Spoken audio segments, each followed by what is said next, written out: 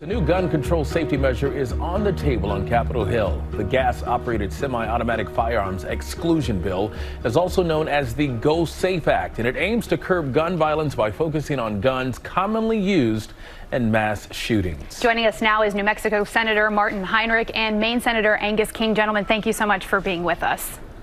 Thanks for having us. We appreciate it. Senator Heinrich, the Go Safe Act is a measure that aims to curb gun violence, as we just said, and also protect the rights of gun owners. It's a bit of a nuanced approach. Can you break it down for us? Yeah, we really attempted here to draw a bright line between traditional firearms that get used for hunting, for self-defense, for sporting, and the specific firearms and mechanisms that really drive the extremity of some of these mass shootings. And Senator King, the bill comes weeks after that deadly mass shooting in your state. First, how is your community doing right now? And did this tragedy have any impact on your decision to introduce this act here?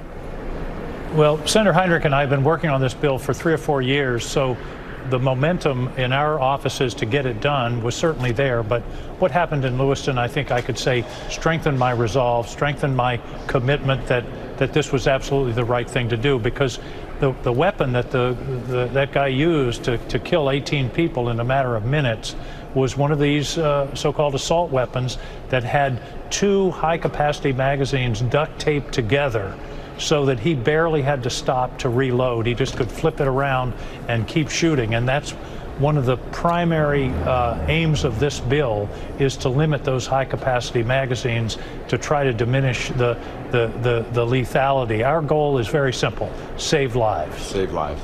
Senator Heinrich, the NRA and gun rights organizations have already come out saying that they don't agree with this measure. You are both gun owners yourselves, which I find interesting.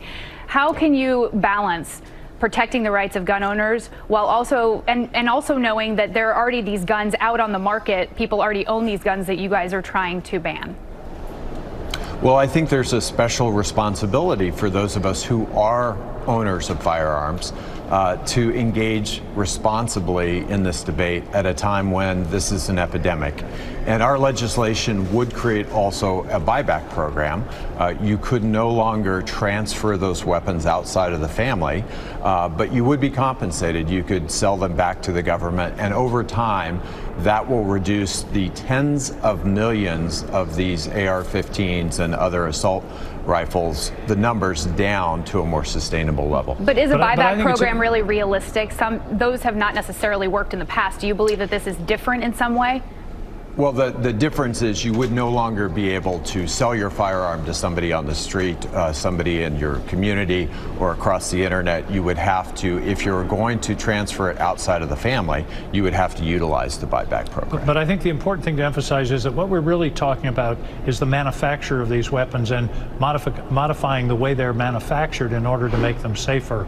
We're not taking anybody's guns away, as Senator Heinrich said. It's all voluntary, but it does have a method to gradually reduce the number of weapons that are out on the street, but also to stop the flow of these new high-capacity killing machines into the public sphere. We've had over 600 mass shootings in this country this year.